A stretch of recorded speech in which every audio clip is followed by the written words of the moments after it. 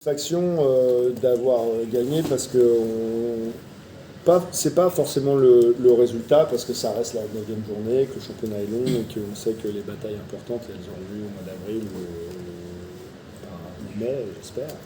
Mais c'est une satisfaction dans le contenu parce que on avait perdu 2 fois là-bas, on avait cibler des secteurs de jeu qu'il fallait qu'on améliore grandement si on voulait rivaliser avec cette équipe-là, qui est une équipe bâtie pour être championne. C'est le club qui a le plus de moyens en France avec Montpellier, je pense. Et notamment au service et en réception, on devait déjà faire mieux que ce qu'on avait produit sur le dernier match. Et on savait que si on arrivait à équilibrer ce rapport de force-là, on aurait des opportunités et que à nous de les saisir en étant plus tranchant à l'attaque que ce qu'on a pu faire pendant la Supercoupe. Parce qu'on a eu ces opportunités pendant la Supercoupe, mais à l'époque, on n'avait pas réussi à les saisir. Donc on espérait qu'ici, avec nos repères, dans notre salle, avec notre public, ça nous aide à concrétiser ces opportunités-là, et ce qui a été le cas ce soir. Qu'est-ce que tu dis aux gars à la fin du premier set, quand vous avez pris un petit peu l'eau sur le début de match, pour rester concentré et pas lâcher? Je leur ai dit que déjà, qu'on perde 25-12 ou 27-25, ça ne change pas grand-chose, mais que ce qui était important, c'était pas de regarder le tableau d'affichage, mais de jouer un meilleur volley. Parce que sur le premier set, Tours joue proprement, mais ne fait rien d'extraordinaire. C'est nous qui avons déjoué. Donc l'objectif, c'était au-delà du résultat, c'était vraiment de produire un meilleur volley que ce qu'on faisait, notamment sur les choses faciles, qui sont normalement de notre qualité première.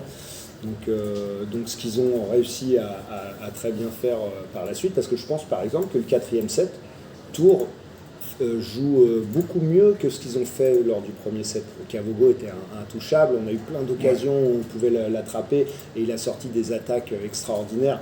Et souvent je dis aux joueurs que ce qui est très important, c'est de mettre le curseur haut sur les choses qu'on contrôle et qu'on ne peut pas contrôler tous les facteurs qui vont décider qu'on gagne ou qu'on perde. Et là, par exemple, sur ce 4e set, on a plutôt bien joué, mais Cavogo était sur un nuage. Il était trop fort sur ce 4e set. Donc il fallait accepter ça, passer à la suite et rester concentré sur le fait d'aller gagner ce tie-break. Est-ce que tu as changé des choses par rapport aux 2 précédents matchs contre Tours? Oui, on a changé des choses, notamment dans le match-up. Donc c'est un terme un peu technique, mais pour changer les oppositions, parce que c'est un sport de duel en fait.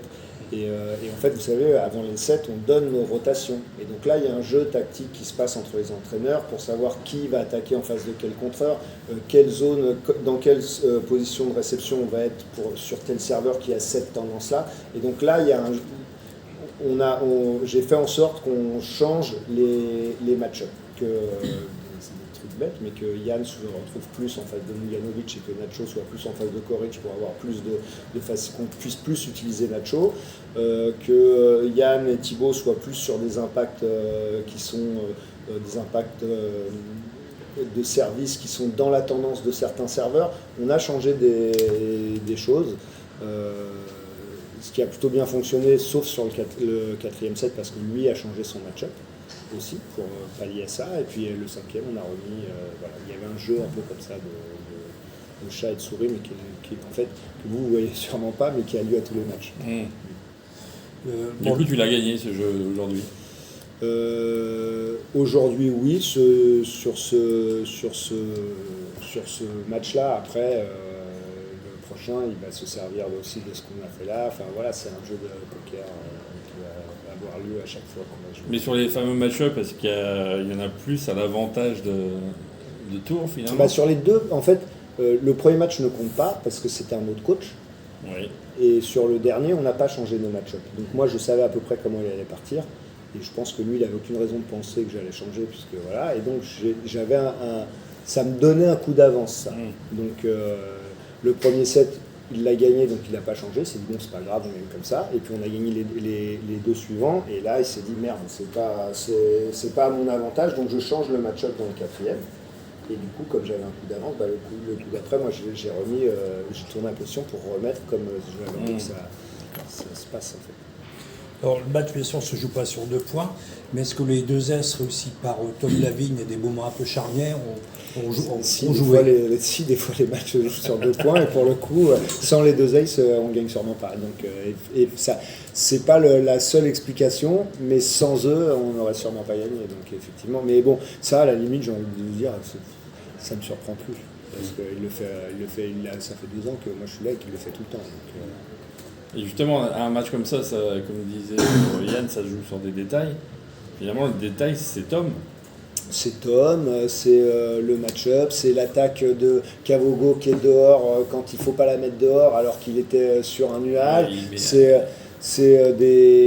Oui, c'est pour ça que je vous dis, il faut relativiser quand même cette victoire, parce qu'en fait, ce qui compte, ce sera à la fin, et qu'aujourd'hui, à part notre deuxième confrontation, on a vraiment déjoué. Sur le premier match et celui-là, la pièce, elle peut tomber de n'importe quel côté. Les équipes,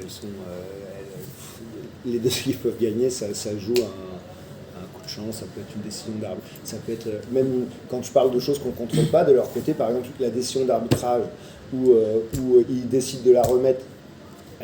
Bruno a bien la main sous le ballon, donc il n'y a pas de faute d'arbitrage en la remettant. Ouais. Mais imagine, il ne la voit pas, il ne la remet pas, peut-être que ça peut les faire gagner. Il y a des fois,